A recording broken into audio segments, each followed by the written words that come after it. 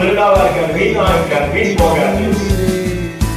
நன்றி சொல்ல வார்த்தை இல்லையே, நல்ல எபினேசராய் என்னை நடத்தி வந்தீரே, நன்றி சொல்ல வார்த்தை இல்லையே. நீ பணம் தெரியுமா பிரயாசம், நீ விரும்புற தெரியுமா, அதை எல்லாம் உனக்கு வீண் போகாதுன்னு சொல்லி இந்த இடத்துல பவுல் பேசுறாரு இந்த கொரிந்திய ஜனங்களுக்கு. ஹல்லேலூயா. சில பேர் நம்ம எவ்வளவு பிரயாசப்படுவோம் நம்மளோட வாழ்க்கையில. இதே காரணத்தை தான் நான் தம்மானி உள்ள பேசுறேன். இன்னைக்கு நம்முடைய மண்டபம் இருக்காங்க, அப்படி நான் பேசுறேன். ஆனா இந்த கொரிந்திய ஜனங்களுடைய வாழ்க்கையில நீங்க பாத்தீங்கன்னா ஒரு 6 காரியத்தை இந்த இடத்துல இந்த ஜனங்களுடைய காரியத்தை குறித்து எழுதி எடுத்து வந்திருக்கேன். நிறைய இருக்குது. ஒன்னாவது, ஒரு கீழ்ப்படிகிற ஆவி இல்லாத ஜனங்களுக்குள்ள. யாரு? இந்த கொரிந்திய ஜனங்களுக்குள்ள கீழ்ப்படியாத ஜனங்களா இருந்தாங்க இந்த கொரிந்திய ஜனங்கள்.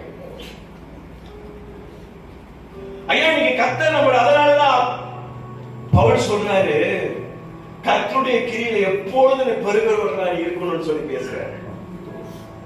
ஹல்லேலூயா. அவருடைய கிரியில நீ பெருகணும்.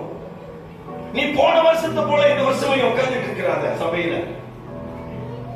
இந்த வருஷத்துல கர்த்தர் ஒரு நன்மையான காரியத்தை, ஒரு அற்புதமான காரியம், ஒரு அதிசயமான காரியத்தை கர்த்தரோட வாழ்க்கையில செய்யணும்.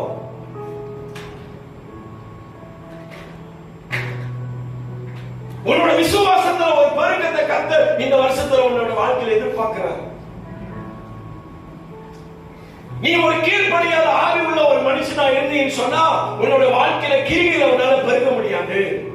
இதெல்லாம் எடுத்து பேசுற பவுல் யாருக்கு? இந்த கொரிந்திய ஜனங்களுக்கு. நீ ஆண்டவரோடு கூட இருந்தீன்னு சொன்னா ஆண்டவரோடு கூட இருப்ப. நீ ஆண்டவரை விட்டுட்டீன்னு சொன்னா அவரும் உன்னை விட்டுருவன்ற. ஹல்லேலூயா. அப்ப நம்மளோட வாழ்க்கையில கர்த்தர் நன்மையானது செய்யணும். உன் வாழ்க்கையில கர்த்தர் அற்புதமான காரியங்களை செய்யணும்னு சொன்னா நீ என்ன திரும்ப செய்யணும்? அவருடைய கிரியில எப்பொழுது பெருகக்கூடியவனா இருக்கணும். ஹல்லேலூயா. பாஸ்டர் இந்த கிரிகைலாம் என்ன பாஸ்டர் அப்படின்னு சொல்லி கேட்டீங்கன்னா, இன்னைக்கு நம்மளோட வாழ்க்கையில் இருக்கிற செயல்கள், நம்ம நடந்து கொள்ளுகிற விதம்,